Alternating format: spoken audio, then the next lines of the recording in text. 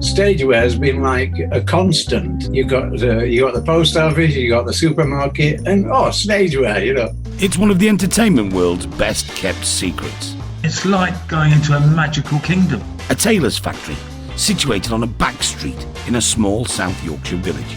We thought we'd gone to the wrong place, because it's like just a dilapidated old shed. The most unassuming and probably most important and significant building in showbiz history. You go inside and it's a transformation.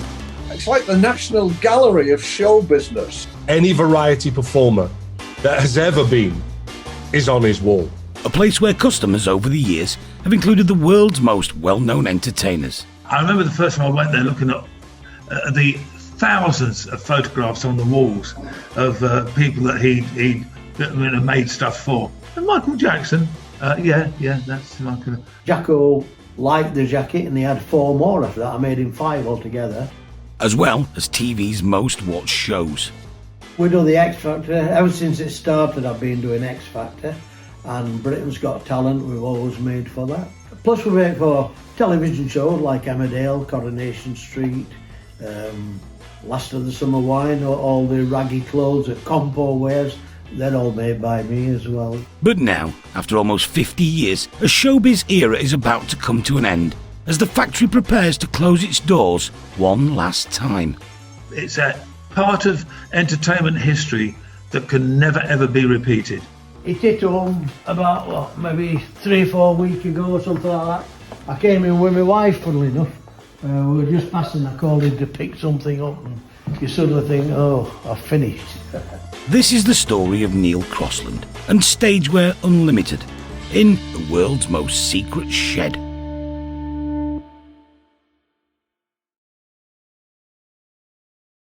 Hiya Neil, Tommy here. Plenty of happy memories of the suits you made me through the years, pal. You deserve to retire. Have a great retirement, pal. Hope to see you soon. Ta-ra, lad. Barnsley, South Yorkshire. Famous for its beloved cricketing umpire, brass bands, and its once thriving mining industry. And on the outskirts of Barnsley, in the Dearne Valley, sits a large shed, in which you'll find Stageware Unlimited and Neil Crossland, who, for almost 50 years, has been providing stageware to just about every corner of the entertainment world. Do you know what? I honestly can't remember the very first time I met Neil. It's almost like Neil's always been a part of my life in a strange way. I think that I met Neil when I was about 10, initially, because my dad used to go to Stageware Unlimited because he was a club tour. I think I saw just his soles of his feet sticking out of a skip. First time I met Neil, when he was looking for some material, a roll of cloth. Once I started on the clubs and things, then, it was the only place to go, really, Stageware Unlimited and Neil Crossland. So, yeah, he started making me all kinds of suits back in the day. Some very garish ones, if I remember. He's in my phone as Neil the Suit. That's what's in my... He's never been Crossland. He's just been Neil the Suit, as far as I'm concerned. I started the Grumbleweeds, and in actual fact, I cannot remember a time that I didn't use Stageware Unlimited. Neil Crossland has been at the helm of Stageware since the 1970s, and with his factory not open to the general public, has only ever specialised in serving professional entertainers. I used to work in my dad's music shop in Barnsley, 50 years ago or more, and I played in a band. And we always had problems trying to find stageware back then. You had to rely on just finding a coloured jacket in a shop or a coloured shirt. When I finished playing, I used to manage groups, and all the groups used to say, you're the manager, can't you find us some yellow suits or white suits and that? So I was ringing round trying to find them. I kept thinking, somebody ought to open up a place and sell stageware for entertainers. So like an idiot, I did it. Stageware has been like a constant, if you know what I mean, all through the years. It's like you got the post office, you got the supermarket, and stageware, very few people did make stageware when all those years ago. So it was the man to go to. I started off in Goldthorpe with a little shop, but eventually it built up, and then I bought the factory. It was built in around about 1890, and it was a church hall. I remember the first time I visited his wonderful place. I drove down the road and I couldn't find it. So these houses, there's a school at the end of something, I don't know what it was at one time, and there's that houses. And I drove down, all there was like this giant Nissen hut kind of thing at the end.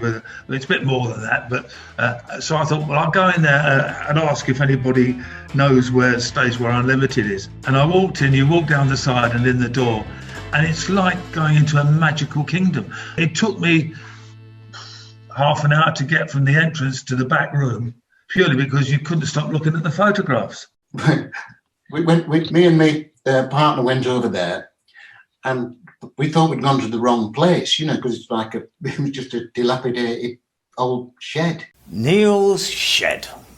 Neil's Shed is the most unassuming and probably most important and significant building in showbiz history. It's like the National Gallery of Show Business, and Clubland, Northern Clubland. It's all there on the walls. You could spend a couple of hours just looking at the photographs of all the turns and groups and individual action duos, all wearing Neil's clothes. People like Boyzone, Girls Aloud, Take That, Ollie Murs, David Essex. These are all customers, yeah. You kind of open the door and there's this, just a fascinating place, really, with people's suits kind of hung ready to be collected, and obviously Neil was always in his Cubans and his very well tailored trousers and stuff. And you walk in, and it is like a TARDIS. It's like an Aladdin's cave of everything and everybody that's ever been in show business. Any variety performer that has ever been is on his wall. This is the room where we used to sit and have a cup of coffee, measure people up, and then when they came in to try the gear on, they used to try it on and look through the mirror. A cosy little room, this with the fire on. That was what it was like. I remember sitting down going, my God, I'm like sitting at my Auntie Nell's flat. That was what it was like. And I used to think of how many people have done that.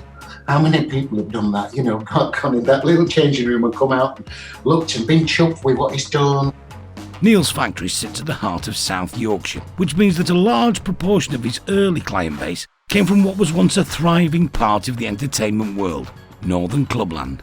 Neil Crossland, Stageware, it is a legendary part of growing up and performing in Clubland, because everybody had some gear off Neil.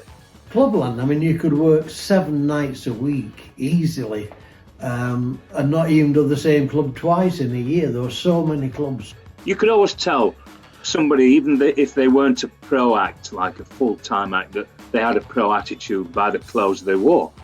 If somebody just came on in a shirt and trousers, it was kind of frowned upon by anybody, that was that really thought highly of the business, because it was all about suits and how you appeared on stage, your attitude on stage, and clothes were a massive part of that attitude.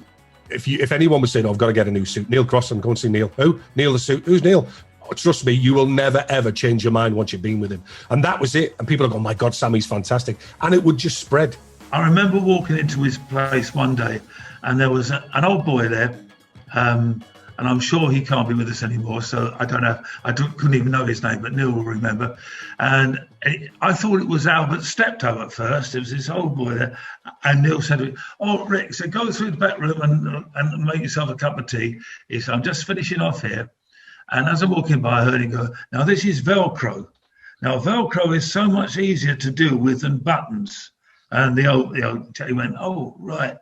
He said, "So," and I could see him ripping it apart. When I thought, that's really weird. So when Neil had finished and he came in with a cup of tea and he said, "Oh, I'll get measuring you up in a minute, Rick."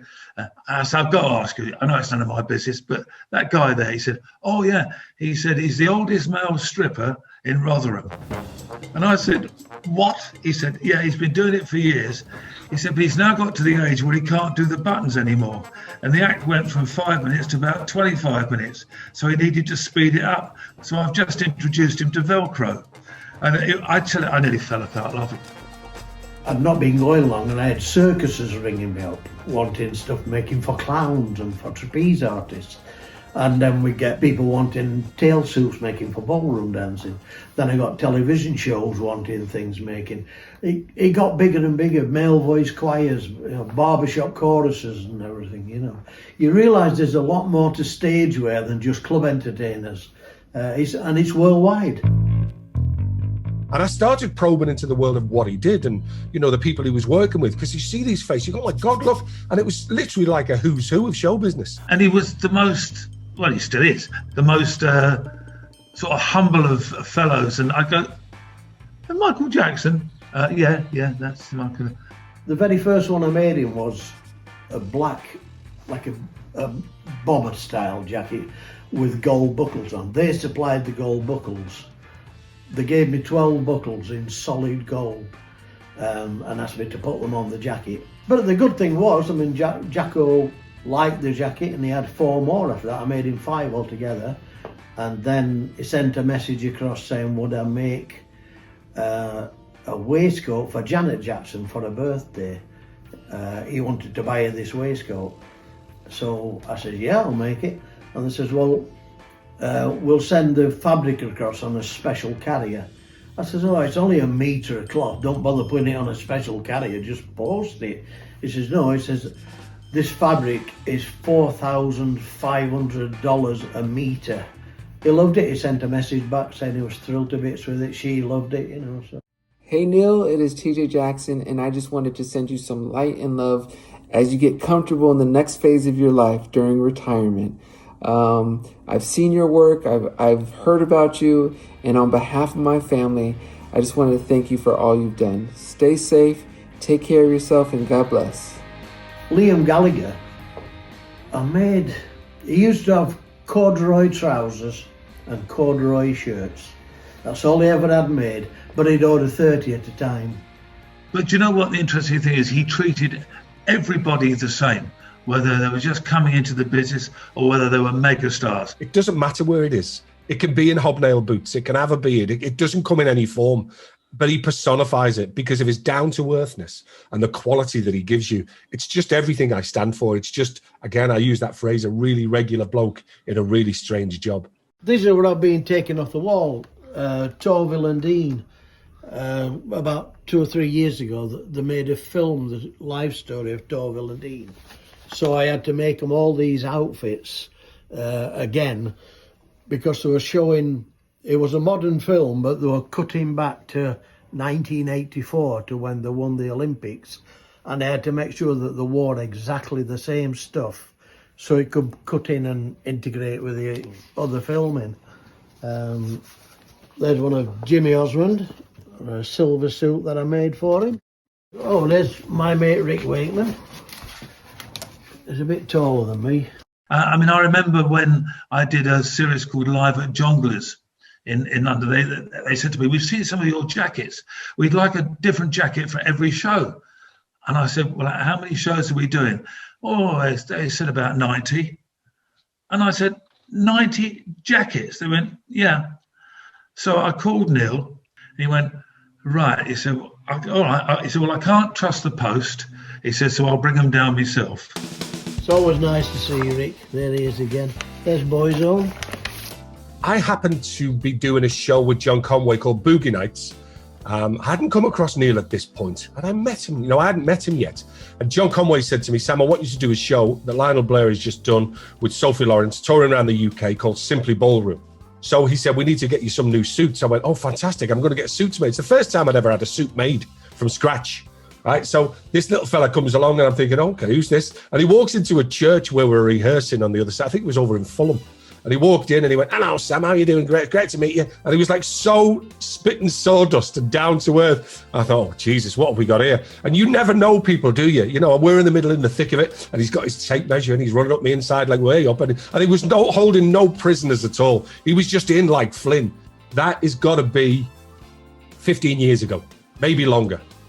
And those suits are still in pristine condition upstairs in the wardrobe of my house. And I have worn them not only for that tour of Simply Ballroom that I was really proud to say I wore alongside the great Debbie Reynolds, because we went to America and did the show over there as well. So, and she said, "Oh, nice bit of cloth there." She was very complimentary towards it as well. So you've been not only thanked by superstars of the music industry, but also Hollywood royalty, Neil.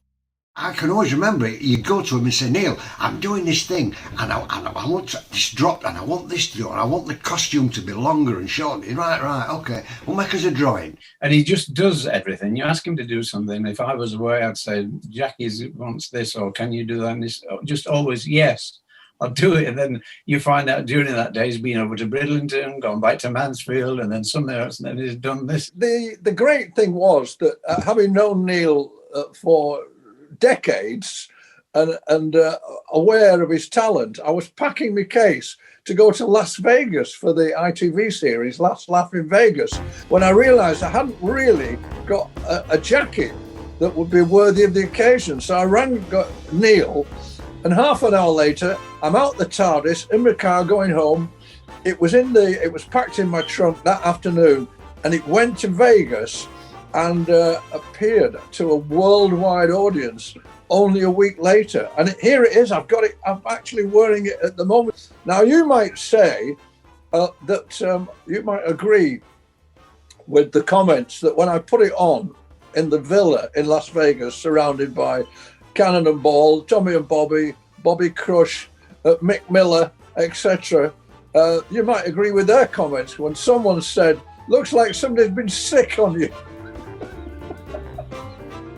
So he's made tons of crazy ideas. He made me a Riverdance costume where the arms, because Irish dancers dance with their arms well, so he made me a Riverdance costume. So the arms were fake and just sort of dangling there. And my real arms were inside the dress, operating the legs, so I could sort of kick the legs. It was, and I came to Neil, I said, "Can you make me this?" And he made it, you know. So over the years, just stupid projects and silly ideas that Neil had brought to the whole thing. And Neil was very, very busy man. Very, very busy man. Because if you saw all the stuff that was going on at the London Palladium and all the big TV shows with 20 dancers on, Neil was making all the costumes, amazing costumes. You know, of course, you realise that they've got their own costume department down there and in London and all that. But all these beautiful costumes were made in a hut in Barnsley. We do the X Factor. Ever since it started, I've been doing X Factor, and Britain's Got Talent. We've always made for that. We made for Strictly. You never knew until Saturday night who'd won, so you didn't know who was going to go forward to the next week. So over the weekend, the powers that be would decide what they were going to wear then for the following week. They would dash out on the Monday, buy all the fabrics, send it to me. I got the fabric on the Tuesday. We had to work Tuesday, Wednesday, Thursday, like the clappers, getting it all made. Ship it down on a Thursday night so that they got it Friday. Do a fitting in London on the Friday. Do all the technical runs and everything. And then they wore it on the Saturday. And then we'd start again the following Tuesday. So it was always a rush job.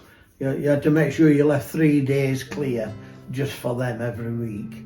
Plus we work for television shows like Emmerdale, Coronation Street, Last of the Summer Wine, or all the raggy clothes that Compo wears. I mean, people think that his raggy clothes probably came from a second-hand shop, but they didn't. I mean, every time I make for him, I have to make 3 identical. Because I used to make, I'd make a jacket for him, I'd make one for his double and one for his stuntman. I've got customers that come to me now that's been coming 48 years, nearly 50 years, and come in every 2 or 3 years, keep coming and having new stuff. I'm calling them customers, they're friends really. After having made stagewear for so many well-known names and TV shows, is there anyone left that Neil would still like to have worked for? About 15 years ago, Status Quo were on in Doncaster at the Dome. And I only found out a few days afterwards, but when they were on stage, they'd said to the audience, "Do you know of a guy up here? He works from a knitting hut and he makes stage clothes. We're trying to find him. And nobody in the audience knew me, obviously. So I never got to make for them. I always thought it would be nice to make for Status Quo, but I never did. So after almost 50 years in showbiz, and with so many memories and stories to tell, Neil Crossland has made the decision to retire. He's now preparing to say a final goodbye to his beloved factory. He hit home about, maybe 3 or 4 weeks ago or something like that. I came in with my wife, funnily enough. We were just passing, I called him to pick something up, and you suddenly think, oh, I've finished. And I used to love the machinists, as you called them. They were just as expert as him. Wonderful ladies, all beavering away at their sort of singer-sewing machines and whatever. Little coffee place, and Neil loved all his girls, as he called them, and they thought the world of him. The girls have been with me. Well, one of them died. This girl, Margaret. She'd been with me 42 years up to her dying. Jeanette has been with me maybe 24 years, I think. Sharon about 26 years. Irene was with me about 20 years. She's retired now. But the interesting thing was, Neil was not an upfront, oh, look at me, aren't I clever what I'm doing? Not at all. I mean, you mentioned Neil Crossland to people outside of the business, and unless you're in the area, they'll go, yeah, what's he do then? And also, he's a mind of knowledge with the business. You know, you say, have you got so-and-so's phone number? Give me a minute. But until about 6 months ago, Neil carried all these numbers of the world's rich and famous in a Nokia 3210, which he refused to part company with until he joined the smart generation just a few months ago. So yeah, I think the Nokia 3210 finally gave up the ghost and said, no, we're not playing anymore, and jacked the game in. But yeah, that was Neil, the most connected bloke in showbiz and the most liked bloke in showbiz. You know, nobody's got a bad word for Neil. This is my little office, where I sit and drink my cups of coffee. So, well, there I've got the Barron Knights box in, Jimmy Cricket, and then a couple of days later Charlie Williams in.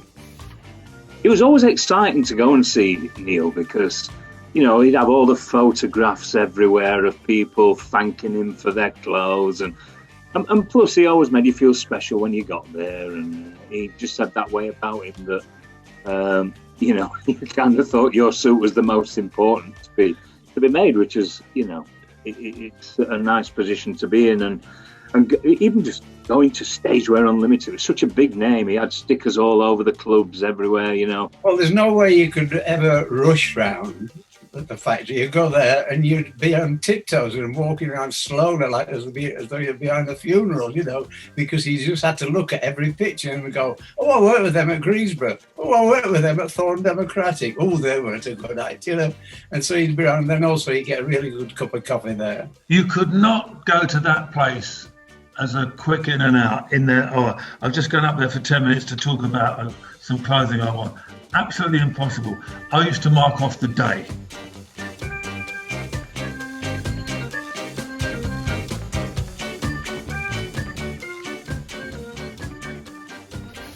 So they all bring back memories. Gentleman Tramp, I remember doing that. That was one of the first bands I ever did. I remember doing these with all the flashy stuff on the front. That's way back when I first started, I think. Probably one of the first groups I made for. I don't think there was anybody Neil didn't make something for, and everybody loved him. Neil Crossland, I'm here to wish to you, not to me, to you, a very happy retirement. I'd like to do the same, but you know what it's like, needs must. The business will miss you, my friend, but get on your rocking chair, enjoy your retirement, and no slacking. Oh dear, have a great day, mate, and a good life ahead. For me, it's, I'm 72 this year, and for me to not have a Stagewear Unlimited that I can visit and order some clothes for the next set of shows and things, I'm not joking, it's heartbreaking. It was great to see just how many people had been through there. And if you think about that, all those people, all those entertainers and acts and TV shows and cruise ships and all that, think how many people that entertained over that 50-odd year span and how many people walked through those doors. But there is a kind, because it was at the end of an era, seeing all the pictures coming down. And then there was a tinge of sadness about that end of an era. But then the happy part of it is that I took the door handles off. And I took the brass door handles of the old stageware factory I've got, and I'm going to put them on the theatre doors so that when people come into the theatre here, they'll be able to touch the same door handle that have been touched by millions and millions of stars over the last 50 years that have been into Neil's factory. So that's how the story kind of lives on. I don't believe you're retiring, Neil, but if you insist, I wish you all the very best, my friend. Take it easy, enjoy, and like the rest of us, stay safe. I have no problem with social distancing, Neil, when I'm wearing this jacket, because nobody would have come within 20 feet of me. See what I mean? It's a double whammy, Neil Crossland. Not only does it look great, but it keeps the punters away. There are greats in show business, and there are amazing people in show business. And it's not all about being on stage. It's all about the people that do the stuff behind the scenes as well. And Neil was the top of the bill when it comes to costume making. I mean, I class him as a really true friend. And if you can count just one or two good friends in your life, you're very good. And Neil's mine. He's just been a stalwart of Clubland throughout. I'm sure people are going to miss him, going to miss his candour and his personality. But, you know, he seems to have been around for about 180 years. So his retirement is well deserved, and he never looks any different, to be fair. Never let us down, and everybody in the business uses Neil. Fantastic guy. How would show business even go on without him? I wouldn't have done a tenth of the impressions that I've done in my career of years in the business. I'm still doing it with my lovely partner James. Rock on. Neil, well done, son. You should be a knight. Because he became a great friend. We went to Vegas together. We went to Sorrento together. We've holidayed and wined and dined. We've been great friends for a great many years, and I like Neil enormously. A massive thank you from everybody that's ever been the recipient of his wonderful clothing, and also for being a smashing man and whatever adventures he's got in store for him in the future. And I know he's got a couple. You know, I believe he's going to get a pig and go looking for truffles, he's told me, because there's nobody in England doing that. So I wish him good luck with all his adventures with him and Maureen, and I'm hoping to see him really, really soon. It is the end of an era, and it's an era that will be sadly missed. And he's him and Maureen, both our pals, and we wish them all the very, very best. Neil, I could not let this momentous occasion going, sad as it is, without giving you some music to go along with it. Neil, you have been a great friend in many, many respects, and you are also unique in this wonderful entertainment industry as regards your incredible clothing. Stagewear Unlimited will be sorely missed by not only all the people that have known you and used you over the years, but by those people who will never know the joy of your fantastic place and your fantastic clothes and the fantastic ladies that worked for you, and you as one of the true characters of this industry.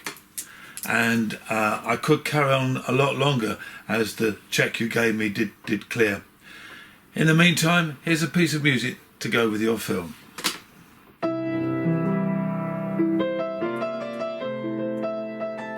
It is sad in one way because it is the end of an era.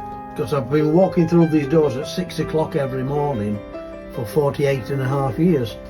So I'm going home about 6 o'clock at night. So I would do a 12-hour day. But that's all finished now.